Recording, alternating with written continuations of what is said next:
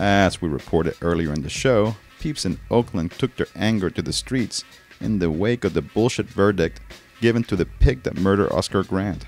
The footage of the mayhem that ensued was captured by mostly independent journalists who work for no pay to bring you the motherfucking truth from the streets of resistance.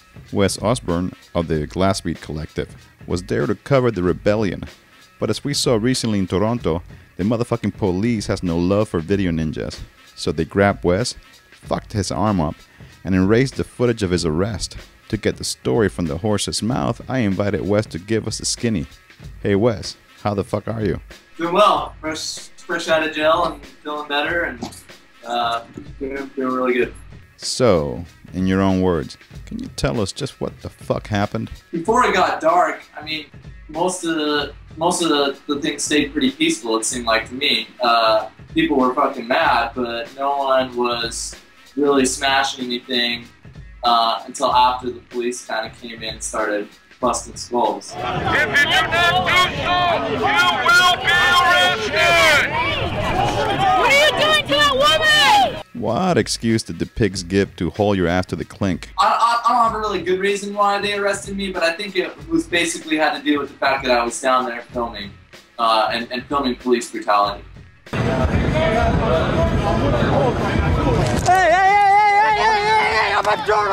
After they messed up my arm and zip tied me, I was put in a paddy wagon with a 25-year-old guy who had his head busted open by a baton. He was bleeding from the head. In the hospital, on the way to the hospital, I took an ambulance with a 70-year-old woman who had been beaten with a baton over the head and had lacerations on her head. And what did they charge you with? They charged me with attempted arson and the bail. They set the bail at $125,000.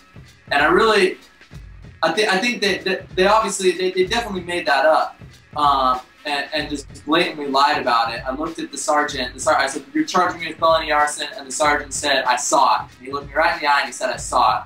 But he's a fucking liar, and you know he knows it, and I know it, and the video evidence proves that.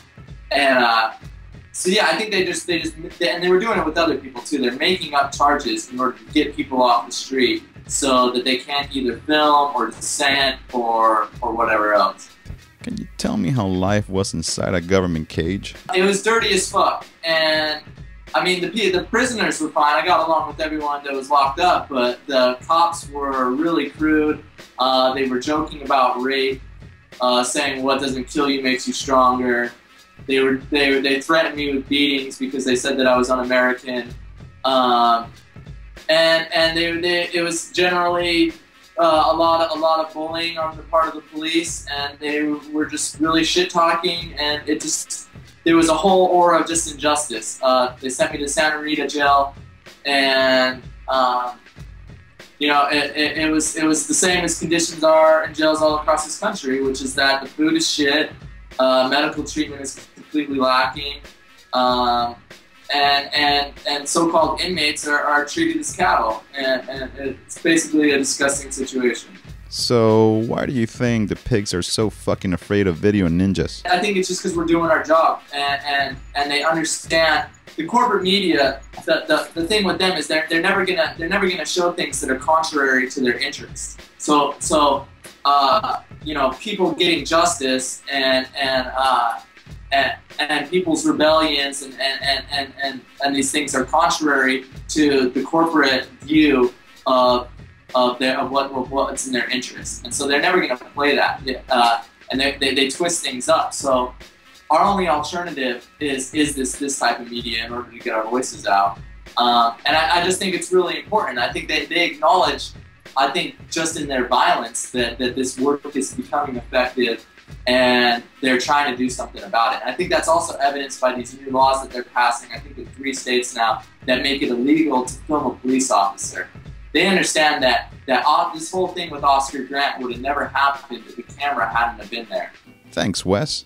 And that about does it for this edition of It's the End of the World as We Know It and I Feel Fine. Big fucking ups to all the peeps who transfer some coin into my tip jar and help make this shit happen. Yasmina, Steven, Garzon, Daniel, Planet, Michael, Lobster, Thomas, Tony, Courtney, Will, Sakura, Sean, Jay, Joshua, Sander, and Robert. Sovlaki.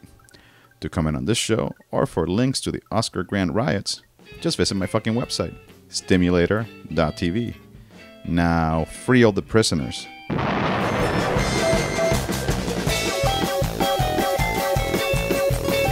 Remember, kids, you can podcast high-quality video of this show at submedia.tv.